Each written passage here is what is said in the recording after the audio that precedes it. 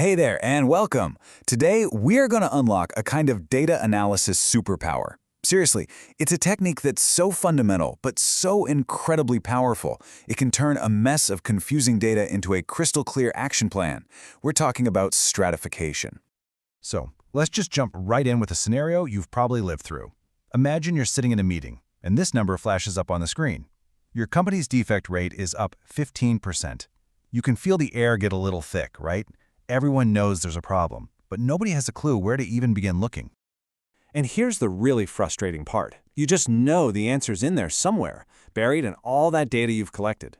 The numbers aren't wrong, but that big picture 15% figure, well, it's actually hiding the very details you need to solve the problem. This leads us right into something called the aggregation trap. It's this pitfall we all fall into when we only look at the combined overall data. And when we do that, we completely miss the real story.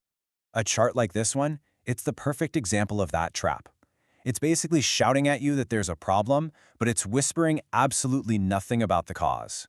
Is it one particular machine? A bad batch from a supplier? Is it only happening on the night shift? This single bar gives you zero clues. It tells you what is happening, but gives you no path to the why. So, how do we get out of this trap and find that why? Well, we need a totally different approach.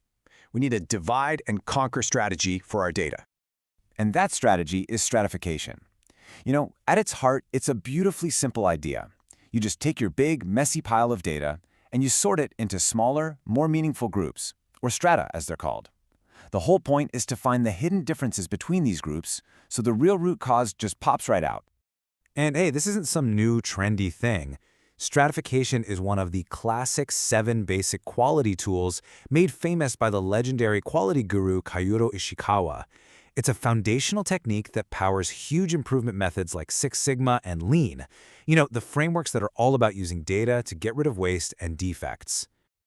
Okay, so we know what it is, but why is this simple sorting method so unbelievably powerful? Let's take a look at how it unlocks insights you can actually do something with. Just look at this number for a second. 95%. What on earth could that possibly refer to? Well, it comes from Ishikawa himself. He claimed that a staggering 95% of quality problems can be solved with just the basic tools if, and this is a big if, stratification is used correctly. Think about that. It's not just another tool. It's the key that makes all your other tools way more effective. And the benefits, they're crystal clear. Suddenly you're seeing hidden patterns that the big picture data was masking.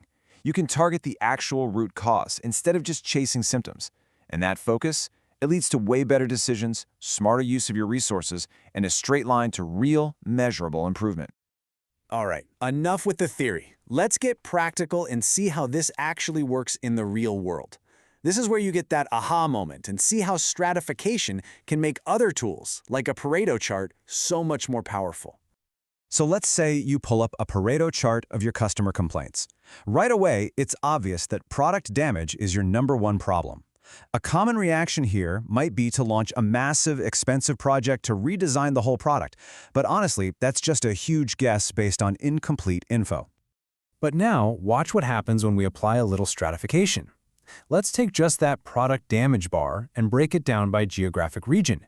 And boom, look at that. It's suddenly so obvious. The problem probably isn't the product at all. It's heavily concentrated in the Western region. It might be a shipping issue or a problem at a specific warehouse. Just like that, we've gone from a massive, vague problem to a small, specific, and solvable one. You see, the real magic here is choosing the right way to slice up your data. And you can stratify by almost anything that might be a source of variation. Is the problem happening on a certain shift? Well, that's stratifying by time. Is it tied to one machine or one supplier? That's processes or materials. Maybe it has to do with the experience level of your people, or a single distribution center in a specific location. The better you understand your process, the better you'll be at picking the right variables to investigate. Here's another super quick example. A factory sees a high defect rate. Instead of panicking, they stratify the data by machine. The analysis immediately points a finger at machine number 2. It's causing 80% of the problems. So the solution becomes simple and targeted. Focus all your maintenance efforts right there, on that one machine. Now, to get these kinds of results consistently, you just need to follow a few best practices. First, plan ahead. Think about how you might want to break down the data before you even start collecting it. Second, visualize everything. Use charts and graphs to make your findings impossible to ignore. And finally, keep your data clean.